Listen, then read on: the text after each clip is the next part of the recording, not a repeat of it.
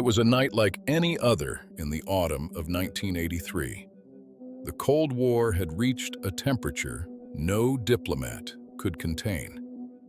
Two superpowers stood armed with enough weapons to end all life on Earth. The world did not know how close it was to the edge. In the forests outside Moscow, a bunker hummed with classified purpose. Deep underground, the Soviet early warning system OKO watched the skies. OKO's satellites monitored the American missile fields without blinking. The men inside that bunker were trained for one scenario above all others: an American first strike, sudden, total, and without warning. Lieutenant Colonel Stanislav Petrov had been assigned the duty shift almost by chance. He was an engineer by training, not a hardened military commander. He understood the system better than almost anyone, its logic and its flaws. That night, September 26, 1983, would test everything he knew. The Soviet Union and the United States had never been more suspicious of each other.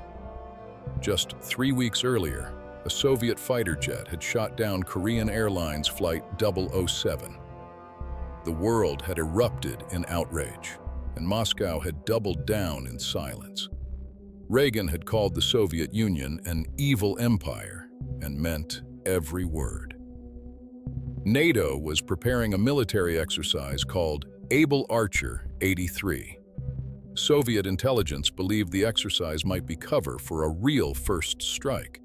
The KGB had launched Operation Ryan, a global surveillance program tracking signs of attack. Every embassy, every intercepted signal, every troop movement was being cataloged. The atmosphere inside Soviet command was one of breathless, exhausting paranoia. Inside the bunker, Petrov took his seat at the monitoring console. Around him, junior officers watched their screens with practiced attention. The room smelled of cigarette smoke, cold coffee, and concentrated attention.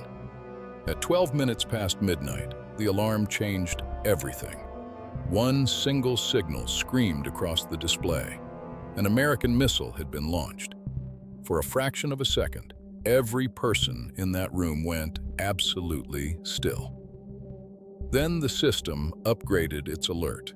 A second missile was incoming, then a third, then a fourth, then a fifth.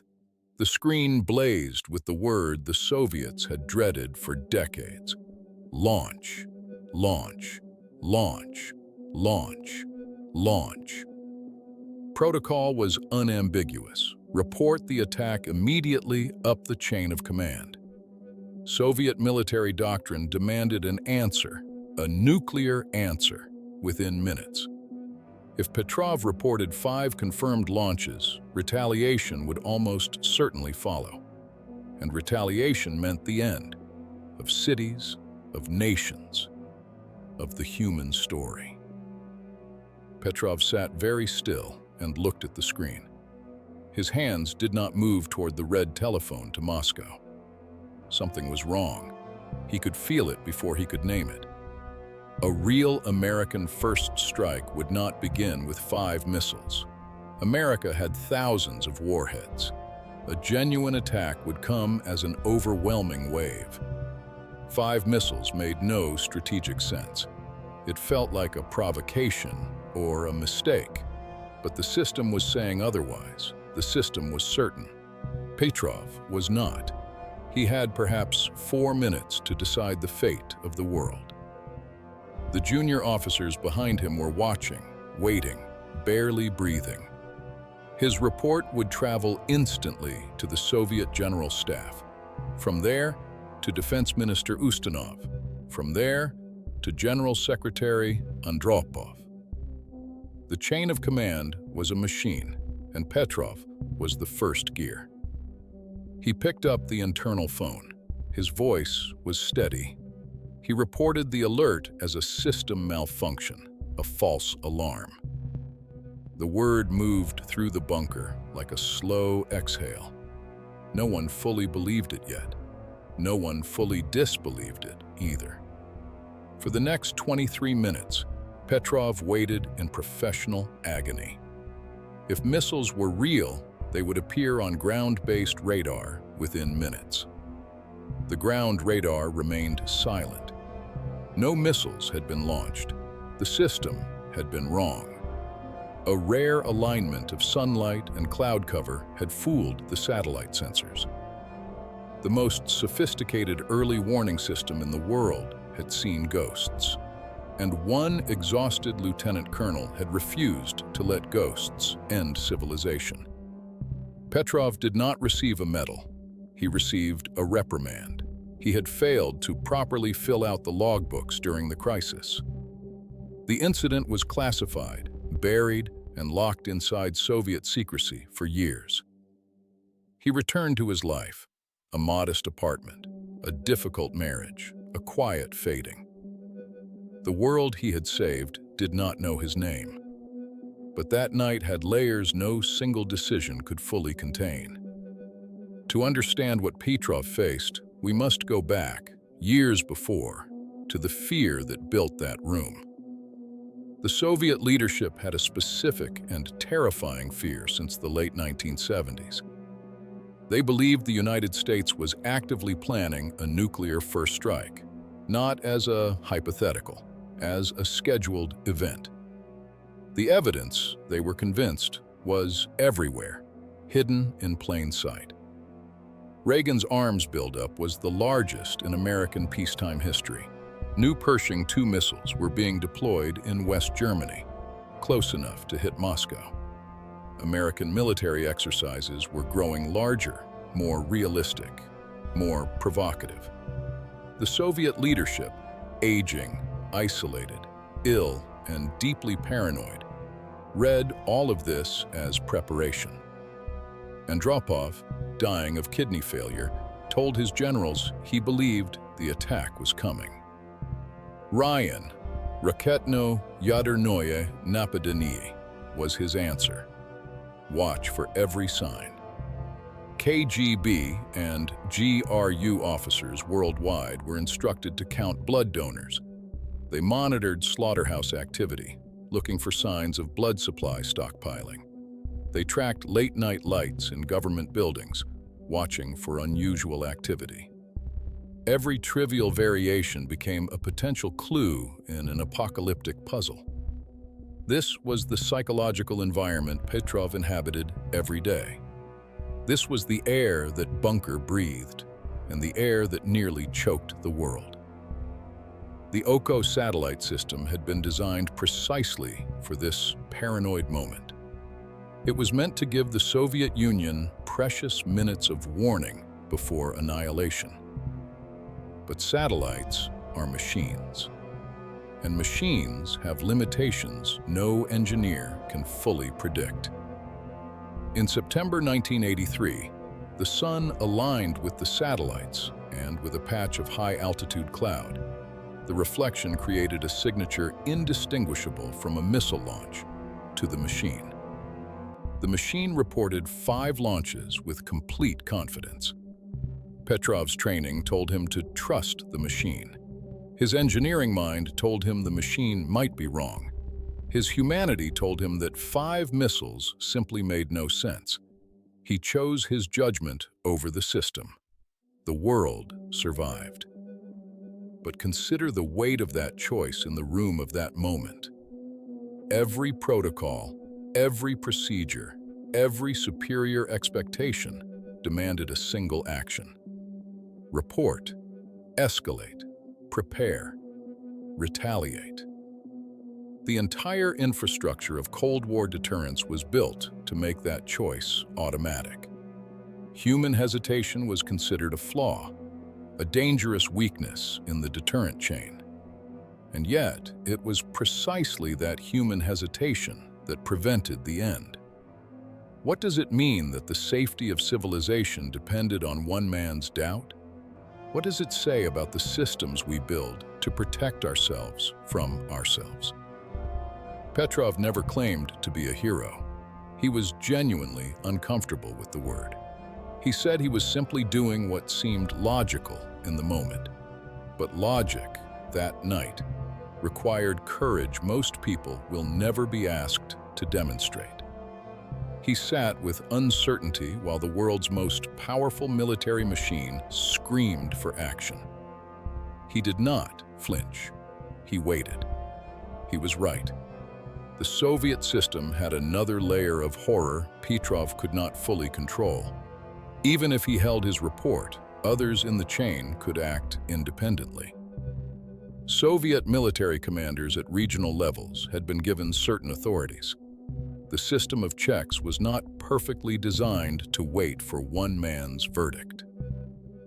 Petrov understood this. The pressure was not just personal, it was structural. Every second of those 23 minutes was a second the world could unravel. The silence of the ground radar was the only answer that mattered. When no missiles appeared on secondary systems, the mathematics finally shifted in his favor. But had he reported the launch, the mathematics would have shifted the other way. Retaliation packages were real, armed, and maintained in a state of near constant readiness. Soviet submarine commanders in the Atlantic carried sealed orders for exactly this scenario. The world was a hair-trigger architecture built by men who feared each other completely. Petrov had disarmed it, alone, in the dark, with a telephone he chose not to use. When the Soviet Union finally collapsed in 1991, the secret began to breathe. A retired Petrov mentioned the incident quietly, in fragments, to those who knew him. A former Soviet colonel named Oleg Kalugin helped bring the story to Western researchers. By the late 1990s, the outline of that night was beginning to emerge. In 2004, Petrov traveled to the United Nations in New York.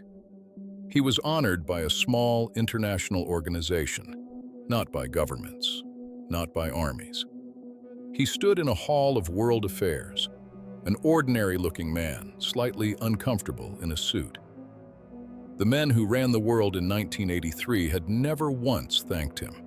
He received the Dresden Peace Prize in 2013, recognition from a city that knew about destruction. He died on May 19, 2017, in his small apartment in Fryazevo, outside Moscow. His death was not announced immediately. His neighbors noticed. The world eventually followed. And then something extraordinary happened. The world finally said his name. Newspapers in 20 countries ran his story. Social media, rarely kind to history, paused. People who had never heard of Stanislav Petrov suddenly understood what he had done. He had been an ordinary man in an ordinary building on an ordinary night. And he had made the most consequential individual decision in the history of the nuclear age. Not a president, not a general, not a philosopher or a statesman. A lieutenant colonel in a bunker outside Moscow with bad coffee and a faulty satellite signal. The weight of that image, the smallness of the man against the scale of the consequence, is almost unbearable. We build systems to protect us from catastrophe, but systems are only as wise as their designers, and their designers are only human, which means they can be wrong and afraid and paranoid. The Cold War was, in its deepest nature, a war of fear managed by procedure. Procedure said, escalate. Procedure said, trust the machine. Procedure said, act. Petrov said, wait. In that pause, in the space between protocol and judgment, the world was given another day.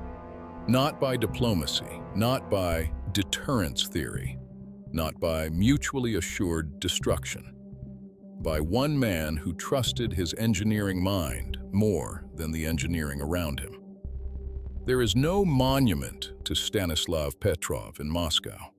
There is no street named for him in any Russian city.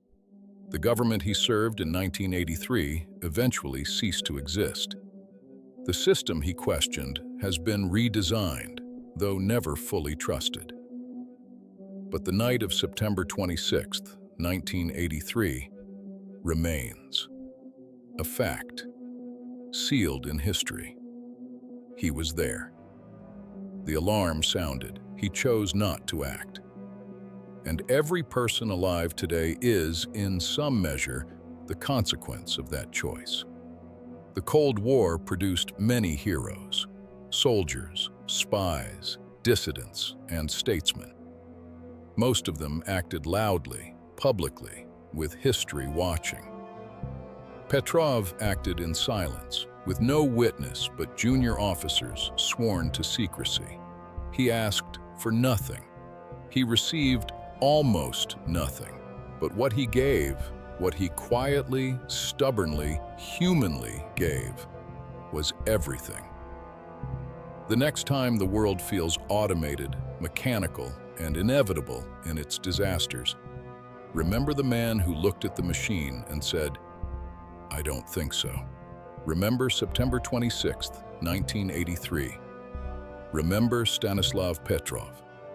He saved the world, alone, in the dark, and then went home.